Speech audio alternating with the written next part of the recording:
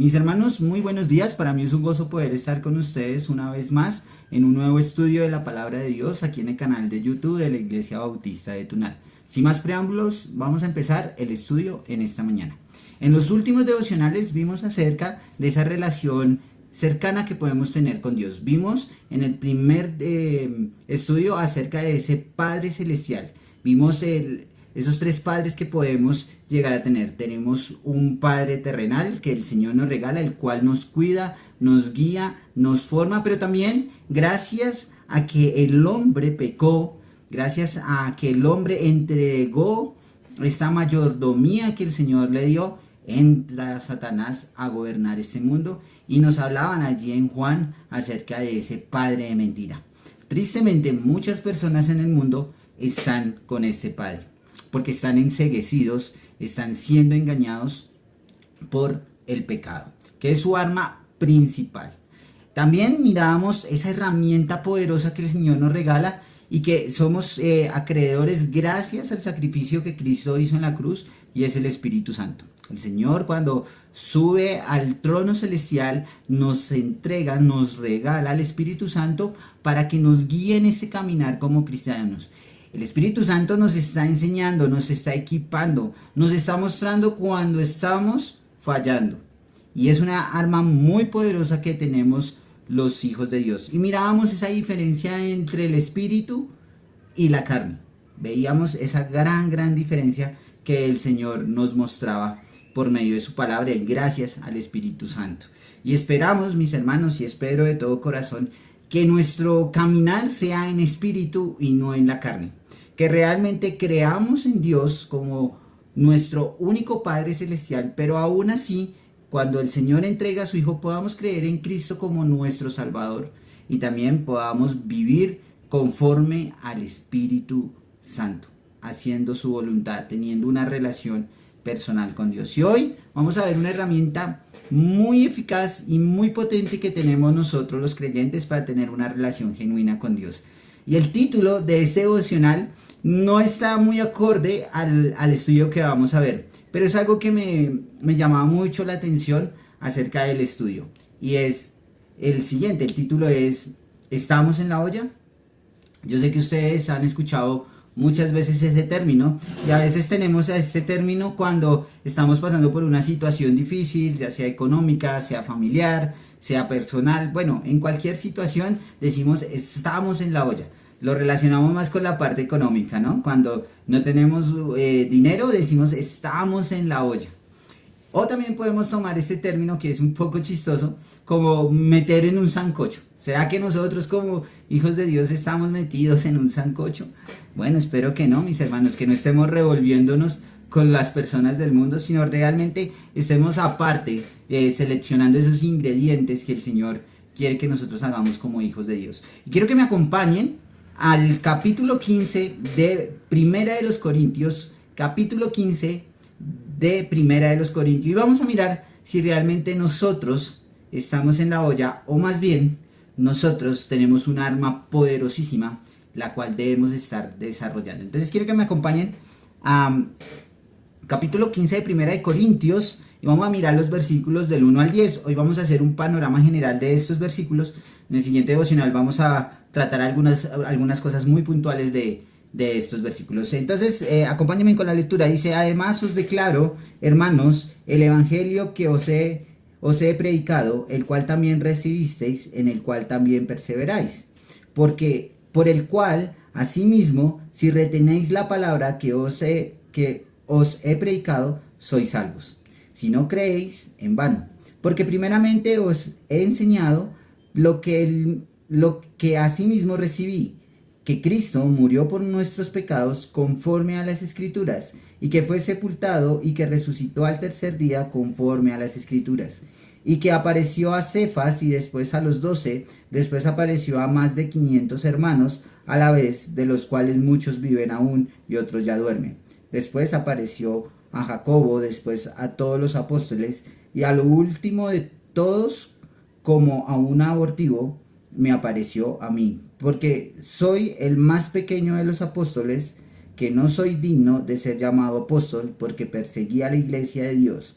Pero por gracia de Dios soy lo que soy, y su gracia no ha sido en vano para conmigo. Antes he trabajado más que todos ellos, pero no yo, sino la gracia de Dios conmigo. Entonces empieza el apóstol Pablo hablándonos acerca de eso que le estaba declarando a los corintios. Les estaba diciendo, hermanos, les declaro el evangelio, y aquí es una de las armas poderosas que nosotros tenemos como hijos de Dios. ¿Qué nos diferencia después de tener un buen testimonio, después de creer en Cristo? ¿Qué nos diferencia también como hijos de Dios? Hablar de su palabra, hablar del evangelio. Pablo nos está invitando a hacerlo. Pablo les estaba enseñando a los corintios, pero Pablo también nos enseña a nosotros a que debemos predicar el evangelio. Y no es solamente recibir ese evangelio en nuestras vidas, no es solamente tenerlo en nuestras vidas, sino que debemos compartirlo. Por eso el título del devocional, ¿estamos en la olla, hermano? ¿Nosotros estamos revueltos con el mundo? ¿O realmente estamos siendo separados cada uno de los ingredientes para compartir en esa olla que se llama mundo? Porque el mundo sí está en una olla, mis hermanos, por todo lo que está pasando. Pero la iglesia, los hijos de Dios, debemos estar compartiendo las nuevas de salvación. Mis hermanos, mire lo que nos dice el versículo 1 al final, en el cual también perseveráis. Hermanos, nosotros debemos estar perseverando en el evangelio. Debemos estarlo haciendo. ¿Realmente estamos trabajando en eso?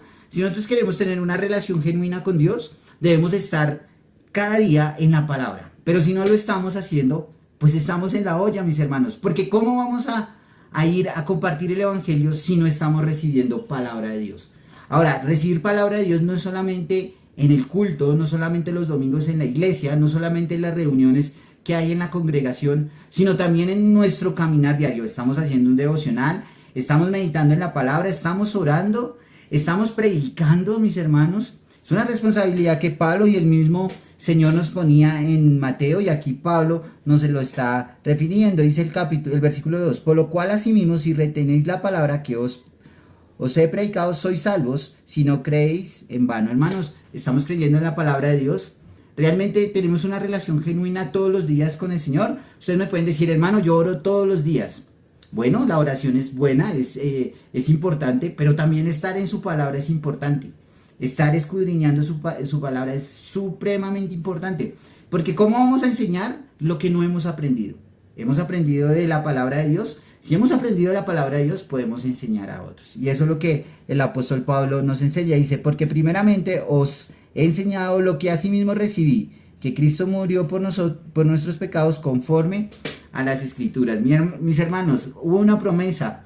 Este pueblo judío tenía una promesa. No creyeron en el Señor, pero aún así el Señor fue misericordioso y no solamente le da la oportunidad a los judíos que sean salvos, sino que también nos da la oportunidad a nosotros de creer en Cristo. Y por eso el apóstol nos dice que asimismo Él lo recibió del Señor Jesucristo.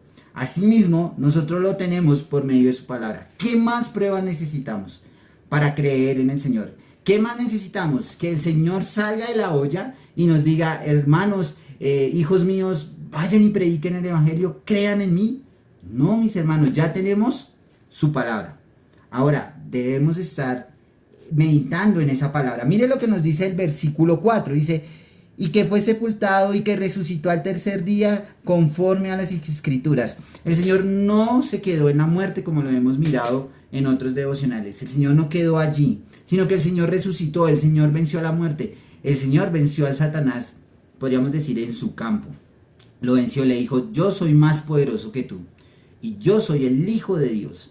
Y por eso resucitó al tercer día y cumple todas las profecías que habían sobre él, que él iba a resucitar al tercer día. ¿Qué más pruebas necesitamos nosotros de creer en el Señor? Mire lo que nos dice el versículo 5, y que apareció a Cefas y después a los 12 y después apareció a más de 500 hermanos a la vez, de los cuales muchos viven aún y otros ya duermen. Después apareció a Jacobo, después a todos los apóstoles, y a lo último de todos, como un abortivo, me apareció a mí, porque soy el más pequeño de los apóstoles, que no soy digno de ser llamado apóstol, porque perseguía a la iglesia de Dios. Pero por la gracia de Dios soy lo que soy, a su gracia no ha sido en vano para conmigo. Antes he trabajado más que todos ellos, pero no yo, sino la gracia de Dios conmigo. El apóstol Pablo hace una defensa de su apostolado, hace una defensa de su forma de ver, de su forma de creer. Él creyó gracias a que Dios lo salvó, a que Cristo lo llamó. Y eso lo podemos ver en Hechos, eso lo podemos conocer allí, cómo fue que el apóstol Pablo conoció al Señor. Pero quedémonos con lo que decía en los últimos versículos. Es por gracia del Señor. Todas las cosas que le estaban pasando a Pablo eran gracias a que Dios lo salvó. Gracias a Dios él era lo que era. Y asimismo es para nosotros, mis hermanos. Nosotros no podemos estar en la olla, mis hermanos. Nosotros debemos estar fuera de la olla, aprendiendo de la palabra, seleccionando los ingredientes. Y cuando ya estén los ingredientes listos y preparados, ahí sí debemos ir a la olla. ¿A qué? A predicar del Evangelio, a predicar de Cristo como nuestro único y suficiente Salvador, mis hermanos. Tenemos la herramienta más poderosa de todas las que podemos tener, y es su palabra.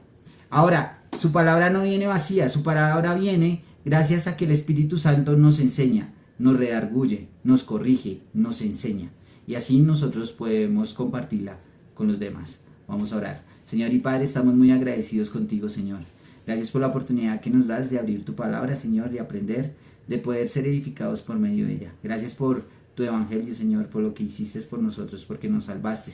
Y así como el apóstol Pablo era una persona que persiguió a la iglesia, Señor, también fue una persona que creyó en ti y que fue salva. Asimismo nosotros, Señor, debemos compartir estas nuevas de salvación. Te damos gracias. Amén. Mis hermanos, nos vemos en una próxima ocasión.